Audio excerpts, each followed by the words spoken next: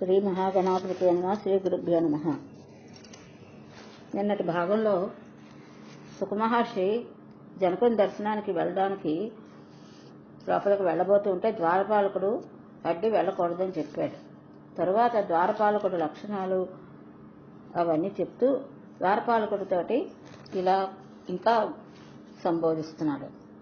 దేవారిక లోకంలో 2 రకాల మనుషులు ఉంటారు, రాగులు, విరాగులు. వారి మన ప్రవృత్తులు కూడా అలాగే ఉంటాయి. విరాగుల్లో మళ్ళీ 3 రకాలు ఉంటారు.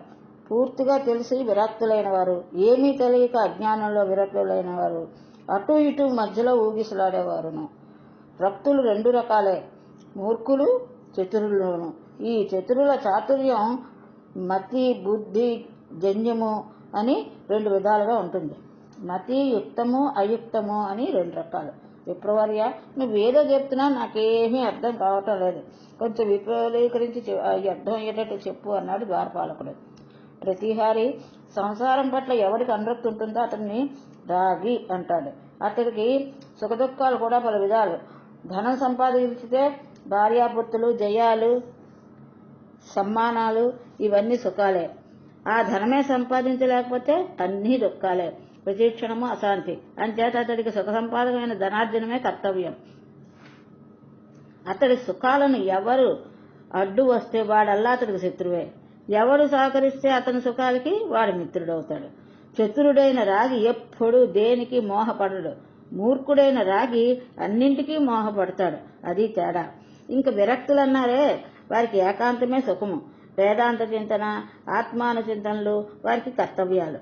సంసార ప్రసక్తి వారికి దుఃఖహేతువు. కామ, క్రోధ, ప్రమాదాలు అనేకం శత్రువులు. సంతోషం ఒక్కటే వారికి మిత్రుడు. ఈ సంభాషణలో ద్వారపాలకుడైన ప్రతిహారి సంబరపడ్డాడు. శుకుణ్ణి జ్ఞానిగా గుర్తించాడు. లోపలి కక్షలోకి ప్రవేశపెట్టాడు. అతి విశాలంగా, అతి మనోహరంగా ఉంది. నగర సౌందర్యం కనువిందు చేస్తోంది.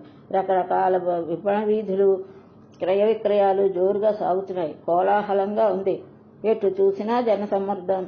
కొనేవాళ్లు, అమ్మేవాళ్లు, రాగద్వేషాలు, కామక్రోధ లోభ మోహాలు, వాద వివాదాలు, అంతా డబ్బు డబ్బు. శుకుడు అన్నీ చూస్తూ నడుస్తూ వెళ్తున్నాడు. మహా తేజస్వి. ఇతడు మరొక భాస్కరుడా అనుకుంటున్నారు కొంతమంది చూసిన వాళ్ళు. అలా వెళ్లి రాజమందిరానికి చేరుకున్నాడు. అక్కడ మళ్లీ మరో ద్వారపాలకుడున్నాడు. కర్రలా అడ్డుపడ్డాడు. శుకుడు ఠక్కును నిలిచిపోయాడు. మౌనంగా తన ధ్యానంలో తానుండి అలా నిలబడ్డాడు. ఎండ, నీడ 2 ఒకటే తనకి. స్థానువులా నిలబడ్డాడు. అంతలో ఒక మంత్రి గారు వచ్చి శుకుడికి నమస్కరించాడు. సాదరంగా లోపలికి తీసుకువెళ్ళాడు. అది 2వ కక్ష. పూల తోటల్లో ప్రశాంతంగా ఉంది. నిలువునా పుష్పించిన ఒక దివ్యవృక్షం శుకుడి మనసును ఆనందింపజేసింది. అమాత్యుల వారు అతిథి సత్క్రియలు జరిపారు. ఒక దివ్య భవనంలో విడిది చేశారు. కామశాస్త్ర విశారదులైన వారవంతులను ఆడి పాడి అలరింపజేయగలిగినటువంటి అందగత్తులను అతడి సేవ కోసం నియమించి మంత్రి గారు సెలవు తీసుకున్నారు. వారవంతులు భక్తి శ్రద్ధలతో శుకుడికి సమార్చనలు జరిపారు. దేశకాలోచితమైన తినుబండారాలను అందించారు. అంతఃపుర ఉద్యానవనాన్ని తీసుకువెళ్లారు. యువకుడు, అందగాడు, మృదుభాషి, తేజస్వి అయినటువంటి శుకుని చూసి వారంతా కామమోహితులయ్యారు. కానీ జితేంద్రుడైన మునీశ్వరుడు కదా అని కేవల భక్తి చర్యలతో మాత్రమే పరిచర్యలు చేశారు. అరణీగర్భ సంభూతుడైన శుకుడి మనసు నిశ్చలంగానే ఉంది, నిర్మలంగానే ఉంది. వారికి పట్ల మాతృభావం చేశాడు. వారిలో కొందరు అది నిర్వహించుకోలేక కామవికారాలు ప్రదర్శించినా అతడిలో ఏ కదలికలు కదలలేదు. హర్షించను లేదు, దర్శించను లేదు, అంటే కట్టుకోవడం కూడా లేదు. ఆ భవనంలో అతడి కోసం రమ్యమైన శయ్యను కూడా ఏర్పాటు చేశారు. అది సర్వాలంకార శోభితం. విలువైన దుప్పటి పరిచారు. రకరకాల సౌఖ్యాలు, అనువైన అమరికలు దానిలో ఉన్నాయి. శుకుడు శుచి అయి జాగరూకుడై దర్భలు చేతిలో పట్టుకుని సాయం సంధ్యను ఉపాసించాడు. 1 జాము సేపు ధ్యానం చేసుకుని అటుపైన 2 జాములు హాయిగా నిద్రపోయాడు. 4వ జాము లేచి కాసేపు ధ్యానం చేసుకుని స్నానాధికాలు ముగించుకుని ప్రాతఃసంధ్యను అర్చించి సామూహిక చిత్తంతో మళ్లీ ధ్యానంలోకి జారిపోయాడు. అప్పుడు మంత్రి పురోహిత సమేతుడై జనక మహారాజు గురుపుత్రుని దర్శించడం కోసమని ఆ భవనానికి వచ్చాడు. అతిథి పూజలు జరిపి ఒక పాడి ఆవును కానుకగా సమర్పించారు. ఉభయ కుశలోపరి ప్రసంగోపరి సుఖమహర్షి, నీ వంటి విరాగికి నా పట్ల ఇంతటి అనురాగం కలగడం, ఇలా దయచేయడం చాలా ఆనందంగానూ ఆశ్చర్యకరంగానూ ఉంది. కారణం తెలుసుకుని ఇంకా సంబరపడదాం నా ఆశ అన్నాడు జనకుడు. మహారాజా, నా తండ్రి వ్యాసుడు నన్ను గృహస్థాశ్రమం స్వీకరించమంటున్నాడు. ఆశ్రమంలోకెల్లా అదే ఉత్తమం అంటున్నాడు. నేనేమో అది తండ్రి మాట అయినా అంగీకరించలేకపోతున్నాను. అది బంధనం అంటున్నాను. నేను కాదంటాడు ఆయన. ఇలా వాదించుకుంటున్నాం. ఈ సందర్భంలో నీ ప్రస్తావన వచ్చింది. మిథిలానగరంలో జనకుడనే మహారాజున్నాడు. ఆయన జీవన్ముక్తుడు.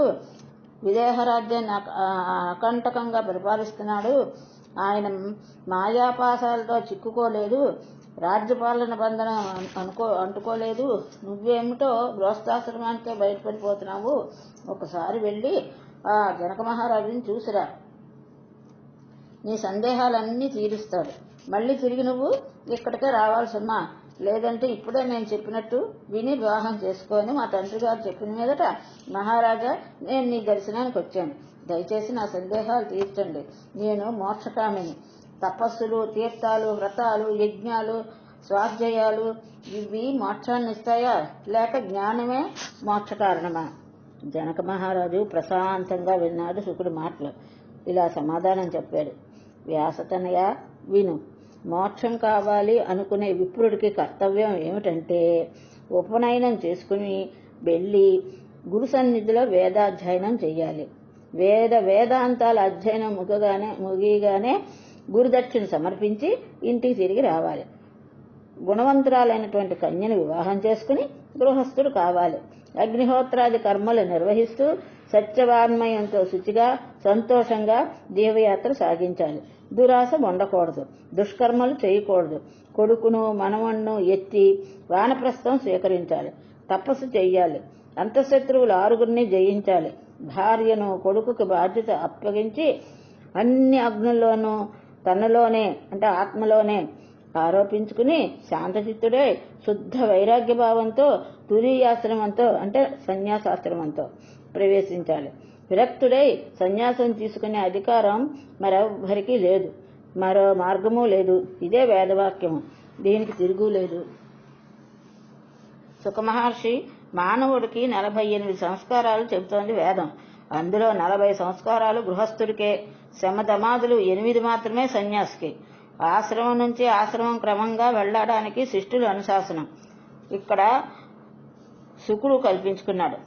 జనక మహారాజా, జ్ఞాన విజ్ఞానాల వల్ల హృదయంలో వైరాగ్యభావం వెల్లి విరిసి స్థిరపడితే అప్పుడు కూడా మొదటి 3 ఆశ్రమాలు తప్పవా అని ప్రశ్నించాడు. గురుపుత్ర, ఇంద్రియాలు చాలా బలిష్టాలు. అవి అంత మాత్రాన ఆజ్ఞలకు లొంగవు. పరిపక్వ స్థితికి చేరుకుని అపరిణతులను అవి మరీ ఆట పట్టిస్తాయి. రకరకాల వికారాలు పుట్టిస్తాయి. అవి కలిగించే వికారాలు ఎటువంటివంటే భోజనేచ్ఛ, సుఖేచ్ఛ, శయ్యేచ్ఛ, పుత్రేచ్ఛ ఇలాంటివి. యతీశ్వరుడికి ఇవి కలిగితే తీరేదెట్లా? తీరకపోతే, ఈ వాసనలు వదలకపోతే దారుణమైన అశాంతి, అంతరంగంలో అలజడి. అది అసలు చెలరేకూడదనే, అణిగిపోవాలనే క్రమక్రమంగా వదిలించుకోవడం ఒక్కటే మార్గం. పైకెక్కి పడుకున్న వాడికి పతనం తప్పదు. నేల మీద పడుకున్న వాడికి బెంగ లేదు. సన్యసించి భ్రష్టుడైతే మరి అతడికి దారే లేదు, దిక్కు లేదు. పిపీలక చూడు, చెట్టు మొదల నుంచి పాకుతూ, పిపీలక అంటే చీమ.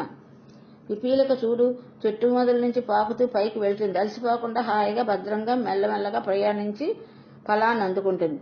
అదే పక్షి అయితే ఫలాన్ని ఎవరో తన్నుపోతారన్నట్టుగా వేగంగా ఎగురుకుంటూ వెళ్తుంది, అలసిపోతుంది. మనస్సు బహు గట్టి పిండం. తగినంత అభ్యాసం లేని వారికి, ఆకృతాత్మలకు అది బొత్తిగా అజేయం. అంచేత ఆశ్రమాన్ని క్రమంగా దాన్నే జయించాలి. గృహస్థాశ్రమంలో ఉన్నప్పటికీ అతడు సుమతి, శాంతుడు, ఆత్మజ్ఞానం కలవాడు అయితే లాభాలకు పొంగడు, నష్టాలకు కుంగడు. రెండింటా సమదృష్టితోనే ఉండగలుగుతాడు.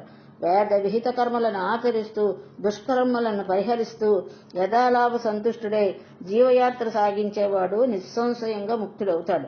నన్ను చూడు, రాజ్యపాలనలో ఉండి జీవన్ముక్తిని కాగలిగాను. యథేచ్ఛగా సంచరిస్తున్నాను. అయినా నాకేమీ అవలేదే. వివిధ భోగాలను అనుభవిస్తున్నాను. అనేక కార్యక్రమాలను చేస్తున్నాను. అయినప్పటికీ ముక్తిని కాగలుగుతున్నాను.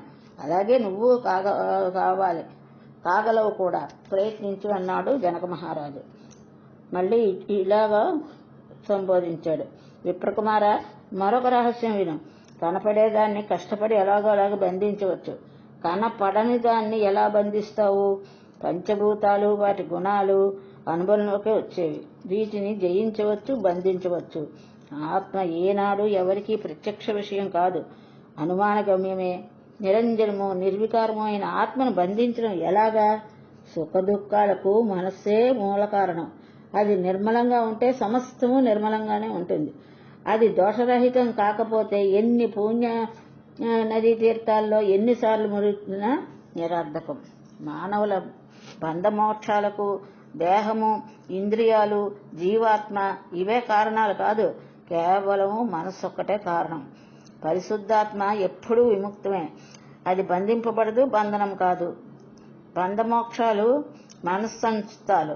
మనసు శాంతిస్తే అన్నీ ఉపశమిస్తాయి, అంతా ప్రశాంతంగానే ఉంటుంది. శత్రువు, మిత్రుడు, ఉదాసీనుడు ఈ భేదాలు మనస్సులోనే కలుగుతాయి. కనిపించిన ఏకాత్మ ఇటువంటి భేదాలు అసంభవాలు. అందుచేత ఋషితనయ, జీవుడు ఎప్పుడు భ్రమమే, అది ఏకైకం, సందేహం లేదు. కానీ లోకంలో భిన్నత్వం అనేది కనిపిస్తుంది. ఇది అవిద్య కల్పితం. విద్యతో దాన్ని తొలగించుకోవాలి. ఆలోచనాపరులు నిరంతరము జాగరూకులై విద్య అవిద్యలను, ఏవో భేదాలను తెలుసుకుంటూ ఉంటారు. ఎండలేనిదే నీడ, సుఖం తెలియనట్టు అవిద్య లేనిదే విద్య అవగతం కాదు. గుణాలు గుణాల్లోనే ఉంటాయి, ఇంద్రియాలు ఇంద్రియార్థాలతో ప్రవేశిస్తాయి. కనుక అక్కడ ఆత్మకు ఏ దోషమూ లేదు. ఇంతకు వ్యాసపుత్రుడా, వేదాలు ఏర్పరిచిన ఈ మర్యాద అంతా ధర్మరక్షణ కోసమే. లేకపోతే బౌద్ధుల్లాగా ధర్మ వినాశనం మనకు తప్పదు. ధర్మనాశనం జరిగితే వర్ణాచరణాలు నశిస్తాయి. అంచేత వేదాంత మార్గంలో ప్రయాణించడమే అందరికీ అన్ని వేళలా శుభప్రదం. జనకుడు చెప్పిందంతా ఏకాగ్ర చిత్రంతో విన్నాడు శుకుడు. ఆ చివరి మాట ఎందుకో రుచించలేదు. మళ్ళీ ప్రశ్నించాడు. మహారాజా, నువ్వు చెప్పింది అంతా విన్నాను, ఒక్క సందేహం మిగిలిపోయింది. వేదం చెప్పే ధర్మాల్లో కొన్ని హింసాబహుళాలు కదా, అటువంటప్పుడు వేదధర్మ ముక్తిప్రదం ఎలా అవుతుంది? ఉదాహరణకు సురాపానం, పశుహింస, మాంసభక్షణం ఇత్యాదులు అధర్మాలే కదా. సౌత్రామణి వంటి కొన్ని క్రతువుల్లో సురాపానం చెప్పింది వేదం. అలాగే జూత క్రీడ ఇలాంటి దోషాలున్న వ్రతాలు చాలా ఉన్నాయి. వెనకటికి వందలాదిగా యజ్ఞాలు చేసిన శశిబిందు మహారాజు కథ తెలిసిందే కదా. ఆ యజ్ఞాలలో బలి చేసిన పశువులు చర్మాలు వింధ్య పర్వతమంత బుట్టలు అయ్యాయట. రక్తము, కొవ్వు ప్రవాహాలు కట్టి ఏకంగా చర్మణపై అనే నది అర్పణించారు. అయినా ఆ రాజు స్వర్గాన్ని పొందేట. ఇలాగన అతని కీర్తి ఇప్పటికీ నిలిచిపోయింది. ఇటువంటి హింసాత్మక ధర్మాలు ప్రబోధించే వేదాల పట్ల నాకు అయితే గురి కుదరటం లేదు. పురుషుడు స్త్రీ సంగమం వల్ల సుఖపడతాడు, అది దొరకకపోతే దుఃఖిస్తాడు. మరి సంసారి జీవన్ముక్తుడు ఎలా అవుతాడు? మహారాజా, ఇవి నాకు ఇప్పటికీ మిగిలిన సందేహాలే, దయచేసి వివరించి చెప్పమండి అన్నాడు శుకుడు. జనకుడు ఉపక్రమించాడు. విప్రోత్తమ, యజ్ఞాల్లో ప్రత్యక్షంగా కనిపించే హింస నిజానికి హింస కాదు, అది అహింస. ఉపాధి యోగాన్ని బట్టే కదా హింస. అహింస అనేటువంటి నిర్ణయం. అగ్నిలో ఇంధనం వేస్తే పోగొస్తుంది, నెయ్యి వేసినప్పుడు కాలిపోయినప్పుడు ఏమీ ఉండదు. అలాగే ఇదిని పిరాగి ఇది అహింస, అనురక్తుడికి ఇది హింస. రాగం లేకుండా, అహంకారం లేకుండా కేవలం విధిగా త్యాగంగా చేసే ఏ పనైనా అకృతం అంటారు వేదవేత్తలు. ఆత్మను జయించిన ముముక్షుల దృష్టిలో అది అహింస, గృహస్థులకేమో హింసగా కనిపిస్తుంది. ఇలా చెప్పి జనకుడు ముగిస్తే కాబోలనుకున్నాడు శుకుడు. అక్కడతో హింసాహింసల గొడవ వదిలిపెట్టేశాడు. మరిన్ని మౌలికమైన సందేహాలు లేవనెత్తాడు. మళ్ళీ ఇట్లన్నాడు శుకుడు. రాజోత్తమ, మాయావృతుడై మాయా మధ్యంలో ఉంటూ మనిషి నిస్పృహుడు, విరాగి ఎలా వాగలుగుతాడు? శాస్త్రజ్ఞానంలో నిత్యానిత్య వివేకాన్ని పొందిన మనస్సు మోహాన్ని విడిచిపెట్టలేకపోతోంది. మరి నరుడు ముక్తుడయ్యేది ఎలాగా? అంతర్గతమైన చీకటిని పోగొట్టుకోవడానికి బోధనంకి శాస్త్ర బోధకుడుగా సరిపోతాడని అనుకోండి. వెలిగించకుండా దీపం అన్నంత మాత్రాన చీకట్లు తొలగిపోతాయో? శాస్త్రజ్ఞానం ఆచరణలోకి రావాలి. మోహ విభ్రాంతి తొలికితే ఆచరణలోకి వచ్చినట్లని లెక్క. మహారాజా, మరొక సంగతి, ఏ ప్రాణికి హాని చేయకూడదు, ద్రోహబుద్ధి ఉండకూడదు. ఎవ్వరు పండితులు చెప్పేదే కదా ఎప్పుడూ కూడా. గృహస్థులకు ఇది ఆచరణ సాధ్యమా? నీ మాటే తీసుకుందాం. విత్తేషణ రాజ్య సుఖేషణ సంగ్రామ జయేషణ. రాజు ఇవన్నీ నీకు ఉన్నాయి కదా, మరి నువ్వు జీవన్ముక్తుడు ఎలా అవుతావు? చోరుల్ని చోరులుగా చూస్తున్నావు, సాధువులను సాధువులుగా చూస్తున్నావు. సపరత్వం నీకు ఉంది. విదేహుడివి ఎలా అవుతావు? పులుపు, చేదు, కారం, ఉప్పు, రుచులు ఇవన్నీ నీ వెరుగుదువు. నచ్చినవి శుభాలోని ఆస్వాదిస్తోంది నీ చిత్తం, నచ్చనివి అశుభాలుగా రుచించనివిగా అలా ఆస్వాదిస్తోంది నీ మనసు. కాలోచితంగా జాగ్రత్త స్వప్న సుషిప్త అవస్థలు నీకు నడుస్తూనే ఉన్నాయి. మరి తురీయాశ్రమంలో అంటే సన్యాసాశ్రమంలో ఉన్నానంటే ఎలాగా? రథ గజ అశ్వ పదాతి బలాలు నీ వశంలోనే ఉంటాయి. వీటన్నింటికి నేనే ప్రభువు అధిపతిని అని అనుకుంటూ ఉంటావా ఉండవా? రుచికరమైంది నచ్చింది తింటున్నావు, ఆనందిస్తున్నావు. ఇక విమనస్కత్వం ఏమిటి? పూలదండ నాగుపాముల పట్ల సమదృష్టి గలవాడు ఎవడు? ఎక్కడున్నాడు? ఏ రాజన్, మట్టి చెక్కను బంగారం ముక్కను ఒకేలాగా పరిగణిస్తూ సర్వత్రా ఏకత్వ బుద్ధి కలిగిన సర్వకోటి ప్రాణికి హితం చేస్తున్నటువంటి అతడు కదా విముక్తుడంటేను. రాజేంద్ర, నిజంగా చెప్తున్నాను, నా మనస్సు ఇప్పుడు ఇంటి గుమ్మాల వైపు పోవటం లేదు. అత్యంత విరాగిని, ఏకాగ్గా సంచరించాలని ఉంటోంది. కందమూలాలు ఫలాలు తింటూ నిస్సంగంగా నిర్మమంగా శాంతంగా ఒక అడవి జంతులాగా నిర్ద్వైతుండై నిష్పరిగ్రహుండై కాలం గడపాలని ఉంది. విరాగిని, గుణాతీతుణ్ణి. నాకు ఇల్లెందుకు, ఇల్లాలెందుకు, డబ్బెందుకు? మరి నువ్వో రాగసమాలకుడికి. నీ వైరాగ్యం బట్టి నటన, డంబం, కాసేపు శత్రుచింతన, కాసేపు ధనచింతన, కాసేపు సైన్య చింతన. నీకిక్క నిశ్చింతెప్పుడు? నీ వంశీయులకు విదేహులు అని పేరు. అది పెద్ద అసత్యం, మోసం. మితాహారులైన వైకాసమునులు కూడా అసత్యమని ఎరిగి సంసారాల్లో పడిపోతున్నారు, మోహితులవుతున్నారు. ఇంక మీరనగా ఎంత? మిమ్మల్ని విదేహులు అండం, మూర్ఖుణ్ణి విద్యాధరుడు అండం, పుట్టుగుడ్డువాణ్ణి దివాకరుడు అండం, దరిద్రుణ్ణి లక్ష్మీధరుడు అండం. పేరుకే విదేహులు, కర్మాచరణకు మాత్రం కాదు. అసలు కథ చెప్పనా జనక మహారాజా? మీ వంశానికి మూలపురుషుడు నిమి ఒకప్పుడు యజ్ఞ నిర్వహణ కోసమని వశిష్ఠుల్ని ఆహ్వానించాడు. అతడు వచ్చాడు. దేవేంద్రుడు ఒక యజ్ఞం తలపెట్టాడు. అది పూర్తి చేయించి వెంటనే వచ్చి నీ యజ్ఞం నిర్వహిస్తాను, ఈలోగా నెమ్మదిగా సంబరాలు సమకూర్చుకో అని చెప్పి వశిష్ఠుడు వెళ్ళిపోయాడు. మరొకరిని అధర్వుడుగా నియమించి నిమి తన యజ్ఞం జరిపించేశాడు. అది తెలిసి వశిష్ఠుడు అడిగి నిమి శరీరం పతనమైపోగాక అని శపించేశాడు. నిమి అలాగే మారుశాపం ఇచ్చాడు, వశిష్ఠుడి శరీరం పడిపోగాక అని. ఇద్దరు అన్యోన్య శాపాలతో పడిపోయారట. అప్పటి నుంచి మీ వంశీయులు విదేహులయ్యారనే తప్ప దేహాభిమానం లేనంతటి విరక్తులైనంత మాత్రం కాదు. అది సరే, విదేహుడు గురువుని శపించడం ఏమిటి? ఇదంతా వినోదంగా కనిపిస్తోంది నాకు. రాజా, అదేమిటో చెప్పు. శుకుడు కొంచెం ఘాటుగానే మాట్లాడాడు. అయినా జనకుడు జితేంద్రియుడు, జీవన్ముక్తుడు కదా, నిండుకొండ వివరణ ఇలా ఇచ్చాడు. విప్రేంద్ర, నువ్వన్నది నిజమే, అసత్యం ఏమీ లేదు, అలాగే జరిగి ఉంటుందని కూడా నా అభిప్రాయం. సరే, దానికేమి, వంశచరిత్ర కాసేపు అలా ఉంచుదాం. నువ్వు గురుపుత్రుడివి, గురువు నాకు పరమ పూజ్యుడు. పితృబంధాన్ని విడిచిపెట్టేసి నువ్వేమో అరణ్యానికి పోవాలని అనుకుంటున్నావు. వెళ్తావు, వెళ్ళాక నీకక్కడ మృగాలతో అనుబంధం ఏర్పడదా? సృష్టి అంతటా ప్రాణకోటి ఉంది. మరి నిస్సంగత్వం నీకు ఎలా సాధ్యపడుతుంది? ఆహారం కోసం అది ఆకో అలమో ఏదైనా తినాలి కదా, దానికోసం చింత తప్పదు కదా. మరి నిశ్చింతుడు ఎలా కాగలుగుతావు? వనాల్లో ఉన్న దండాదినాల చింత ఎప్పుడూ తప్పదు. అలాగే ఆలోచించినా ఆలోచించపోయినా నాకు రాజచింత తప్పదు. మోక్షానికి ప్రతిబంధకాలు వస్తాయని ఊహించిన నువ్వు దూరదేశాలకు పోవాలనుకుంటున్నావు. నాకు అలాంటి వికల్ప సందేహం లేదు. సర్వదా నిర్వికల్పుణ్ణి. హాయిగా తింటాను, సుఖంగా నిద్రపోతాను, నేను బద్ధుని కాను అనే జ్ఞానంలో ఉంటాను. అందుకే నాకెప్పుడు సుఖమే, నీకెప్పుడు దుఃఖమే.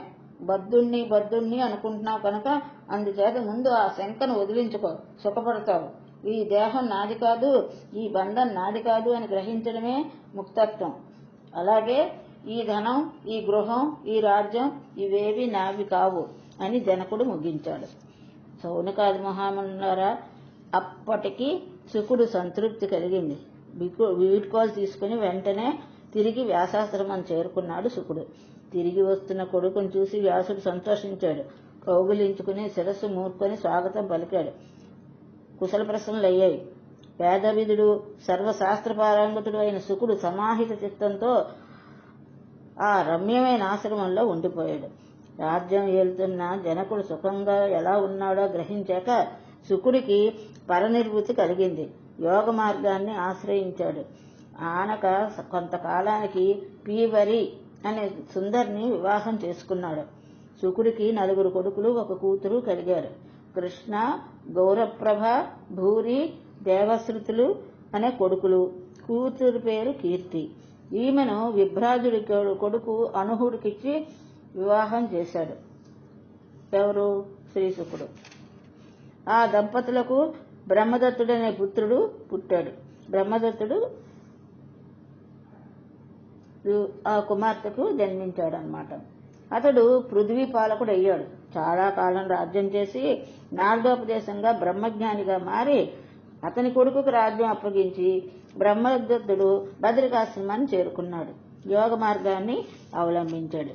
సుఖమహర్షి కూడా నారదుడి అనుగ్రహం వల్ల సద్యోముక్తి మార్గాన్ని గ్రహించి పితృబంధం తెగతెంపులు చేసుకుని కైలాస శిఖరానికి వెళ్ళిపోయాడు. సర్వసంగ పరిత్యాగుడై ధ్యానంలో మురిగిపోయాడు.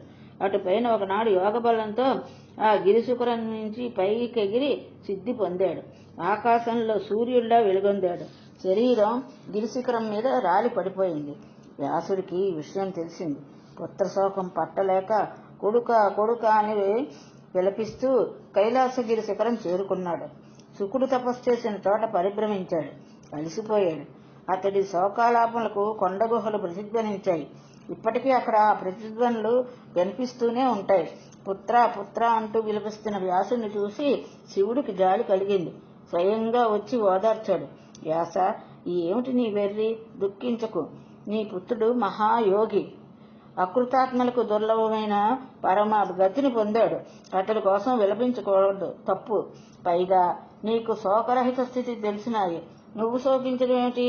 ఆ కొడుకు వల్ల నీకు ఎంత కీర్తి వచ్చిందో గుర్తించావా? నువ్వు అసలు ఊరుకో అని శివుడు ప్రబోధం చేశాడు. శివుడి ప్రబోధం వ్యాసుడికి మీద పనిచేయలేదు.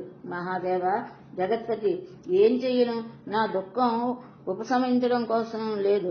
కొడుకుని చూడాలని తహతాలు ఆడుతున్నది నా కళ్ళు అన్నాడు వ్యాసుడు. శివుడికి మరింత దయ కలిగింది. అయితే సరే, సత్యవతీపుత్ర, నీ పుత్రుడు నీడ నీ పక్కనే ఉంటుంది.